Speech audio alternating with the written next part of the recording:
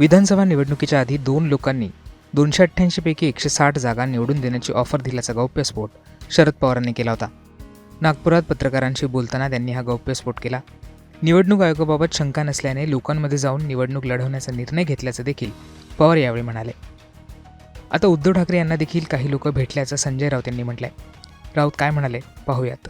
काल माननीय शरद पवार यांनी सुद्धा जो एक महत्त्वाचा विषय मांडला की निवडणुकीपूर्वी त्यांना काही लोक भेटले.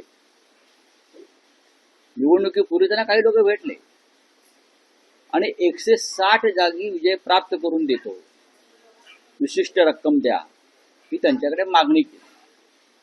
आता मी तुम्हाला काही पुढे जाऊन सांगतो, यापैकी काही लोक आम्हाला म्हणजे माननीय उद्धव ठाकरे यांनाही भेटलेले आहेत, आम्हालाही भेटलेले आहेत की मग ते लोकसभेलाही भेटले होते, विधानसभेलाही भेटले होते.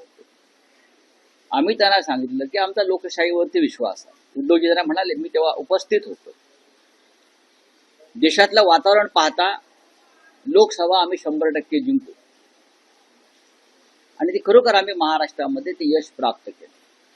त्याच्यामुळे आम्हाला अशा प्रकारचे घोटाळे करून निवडणुका जिंकण्याची गरज वाटत नाही.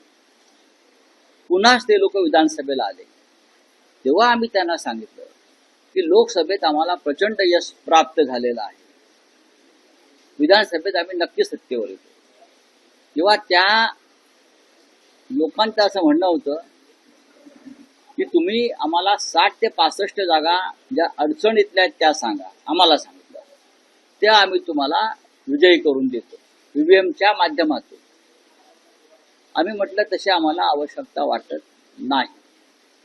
पण त्याने इतकंही सांगितलं, तुम्हाला जरी आवश्यकता वाटत नसली तरी समोर जे सरकारमध्ये आहेत त्यांनी अशा प्रकारची योजना ईव्हीएमच्या माध्यमातून आणि मतदार याद्यांच्या माध्यमातून जे काम केलं आहे त्याच्यामुळे तुमचं अपयश आम्हाला दिसतंय. आम्ही तुम्हाला मदत करू शकतो. तरी आमचा विश्वास निवडणूक यंत्रणेवर होता, निवडणूक आयोगावर होता आणि लोकशाहीवर होता. दुर्दैवानं जे शरद पवार साहेब म्हणतात आणि जे उद्धव ठाकरे साहेबांना जी माणसं भेटली त्यांच्या बोलण्यात तथ्य असावं असं आता दिसतंय.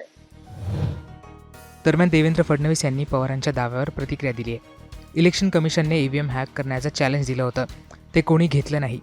दुसरीकडे हे लोक इलेक्शन कमिशनला फेस करत नसल्याचं देखील फडणवीस म्हणाले. सलीम जावेदच्या स्टोरी चाललेल्या आहेत, अचानक या गोष्टी आठवण येत आहेत.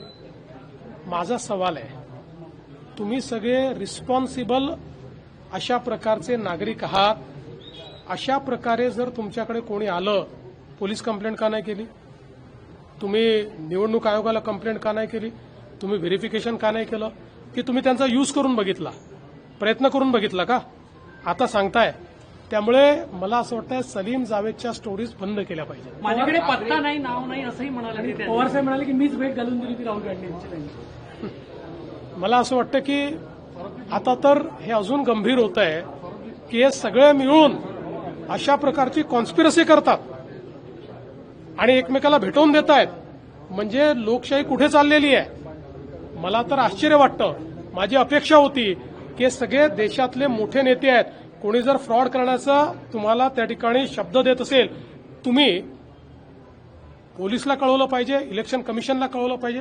पण त्याच्या पलीकडे जाऊन मी सांगतो, शेवटी या सगळ्या गोष्टी का थोतांड आहेत? इलेक्शन कमिशनने आजपर्यंत 4 वेळा ओपन चॅलेंज थ्रो केला. ओपन चॅलेंज सगळ्या पॉलिटिकल पक्षाला, सगळ्या इंजिनियर्सला, सगळ्या टेक्नोक्रॅट्सला की ईव्हीएम हॅक करून दाखवा. अजूनपर्यंत कोणी ईव्हीएम हॅक करू शकलेलं नाही, कोणी नाही. एवढंच नाही, आताही हे त्या ठिकाणी सातत्याने महाराष्ट्राच्या निवडणुकीवर बोलतायत, इकडे बोलतायत, तिकडे बोलतायत, पण इलेक्शन कमिशनला फेस करायला तयार नाहीयेत. इलेक्शन कमिशन त्यांना पत्र देते आहे, नोटीस देते आहे, बोलवते आहे, जाहीर निमंत्रण देते आहे.